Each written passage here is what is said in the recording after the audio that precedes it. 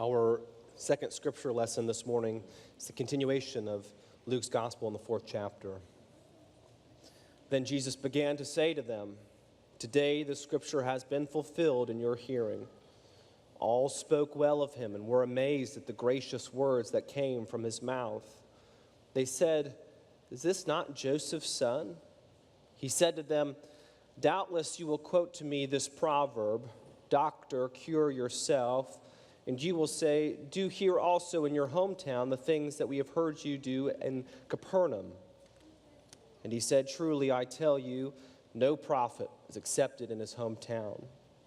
But the truth is, there were many widows in Israel in the time of Elijah, when the heaven was shut up for 3 years and 6 months, and there was a severe famine over all the land. Yet Elijah was sent to none of them, except to a widow at Zarephath in Sidon. There were also many with a skin disease in Israel in the time of the prophet Elisha, and none of them was cleansed except Naaman the Syrian. When they heard this, all in the synagogue were filled with rage. They got up, drove him out of town, and led him to the brow of the hill on which their town was built, so that they might hurl him off the cliff. But he passed through the midst of them and went on his way. This is the word of the Lord. Thanks be to God.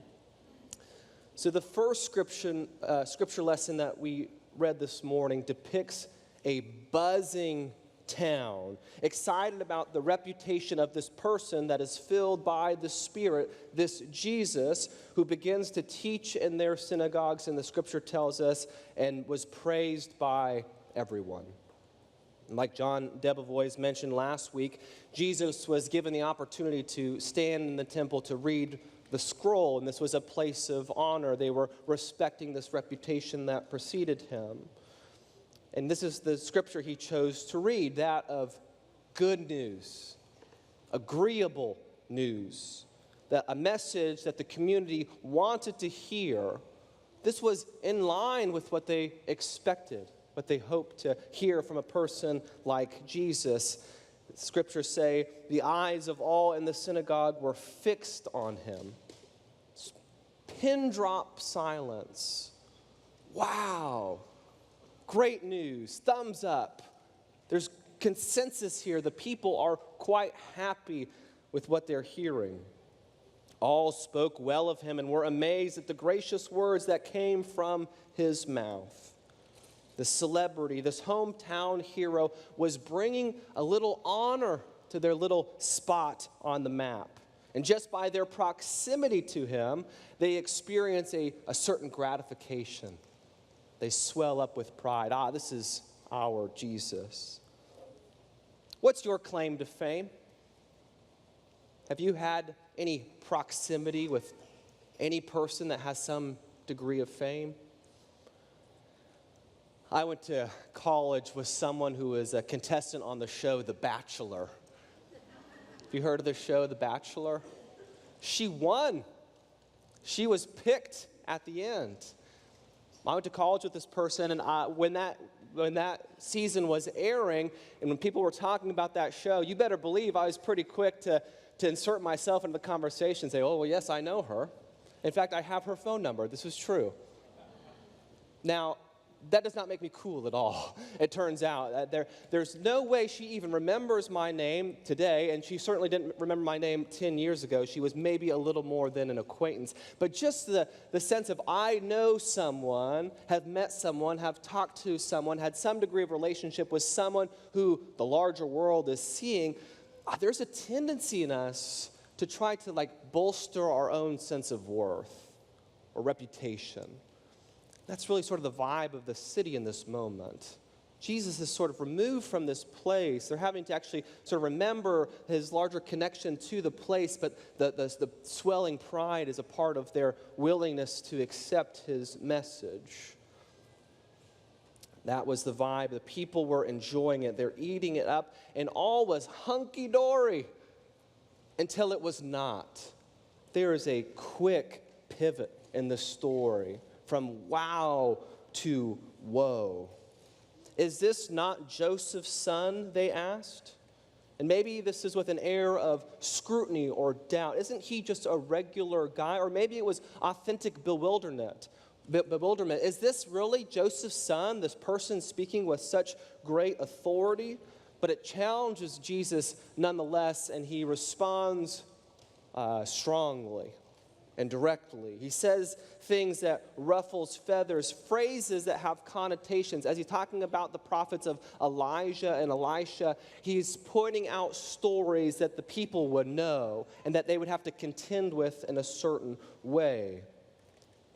It turns out Jesus was not saying what they thought he was saying.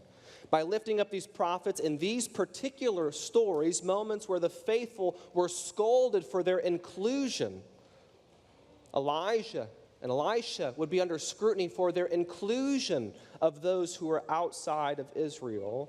Jesus is echoing a controversial stance once more. He's effectively saying, the good news that I bring is for everyone. Rage. That's the response. Jesus has just gone from what was perceived as stoking the status quo to becoming an instigator of unwanted change.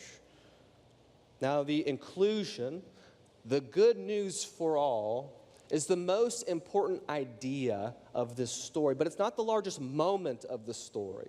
The biggest moment of the story, the thing that we have to interact with, is the anger of the crowd, the anger of the people, the quick switch from acceptance to intolerance, the rage that stirs the crowd to drive Jesus out of town. They move him up towards the hillside because they intend to throw him off a cliff. Now, it's a text like this that makes us want to identify with Jesus and say, well, certainly we are on the inclusive, righteous side of the story. Not the side of the story where there's an anger that leads to violence. But friends, I think we gotta resonate with the crowd for a bit. I think this is the text we need to hear, not to reaffirm our particular positions, but to get acquainted with our own anger. Because everywhere I look, I seem to find a lot of anger lurking. In just about every facet of life. We've become a mobbish sort of people, haven't we? Generally speaking, if there is ever a position to take on any idea, on any moment, on any person, anything, it seems that we are so quick to draw a line in the sand, to stand across from the other on the line, and are prepared to yell. We see that a lot. Maybe we've always been inclined to mobs coming together in shared anger or outrage. And maybe there's even good reason to come together in opposition, although there's never a good reason to come together in violence. The moment we conflate our sense of right to justify any degree of hatred or harm, we have left the path of Jesus.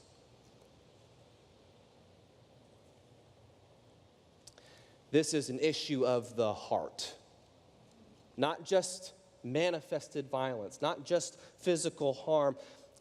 We have an alarming capacity towards hate and anger and violence. And I know you know this, and I know you experience this. If you've ever had a flight canceled or changed, and you've had to call an airline, you know the pits of anger. It's deep within us. I can recall being on hold for like 30 minutes, seething with anger, ready to give the person a peace of mind, knowing that they had no role to play in the challenges I was facing. So ready to give them my frustration, only to when they say, oh, sorry for the wait, how can I assist you? To be like, oh, no problem, good morning. Like that's not really a manifested violence in that moment. And actually speaks to a more flippant, reactive sort of anger that we contend with. But what about the more important, deep stuff we contend with?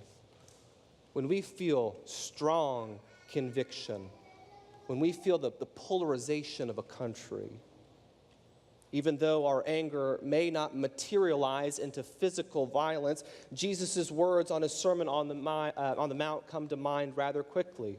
Jesus says this, You have heard that it was said to those of ancient times, 'You shall not murder, and whoever murders shall be liable to judgment.' But I say to you that if you are angry with a brother or sister, you will be liable to judgment. And if you insult a brother or sister, you will be liable to the council. And if you say, 'You fool,' you will be liable to the hell of fire." It turns out Jesus cares about our hearts. And it turns out anger is a considerable burden on the heart.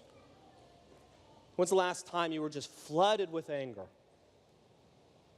with outrage? A time when you were tempted or did speak poorly about someone, calling someone a fool or worse. Friends, we are people, and so we will get angry, and we're in tune with what's right and what's wrong in this world, and that's going to stir up our emotions. And there is such thing as righteous anger. There is no such thing as righteous hate. There is no such thing as righteous violence. Even when our anger is well-founded, it doesn't mean we have to or should hold on to it either. Holding on to any kind of anger, too long endangers us and the relationships around us. Yet we tend to carry that anger that we should probably be dropping at the feet of Jesus. That's what it comes down to. Actually, how do we unload this genuine anger, the upset we feel genuinely? How do we actually unload that? How do we put that at the feet of Jesus? How do we actually let go of the things that make us so upset, so inclined towards hatred and violence? I'm not exactly sure. I don't know, though I know it starts with seeking God's help. I know it starts with praying and taking on a posture of humility. I know it starts with worship and seeking the Spirit's strength and not our own. It starts with being nurtured by peace and trust and love. Y'all, it's a communion Sunday, and so we gather around this table in remembrance. We're remembering a particular moment in the life of Jesus. We're remembering that night before Jesus was betrayed, but we're also remembering who the person was. Jesus, who walked through the mob. Jesus, who said, "Turn the other cheek" when faced with violence. Jesus, who told his disciples to put their swords away. So I don't know how we start to unload our anger, but let this holy meal provide us with a little more patience, a little more forbearance, and a little more compassion for each other. Let's let love subdue our anger and lead us towards a dialogue and empathy and unity. Because we are the church and we are called to be set apart. And so acting like everyone else in the world does not make much sense. We are to act like Christ, for we are Christ's.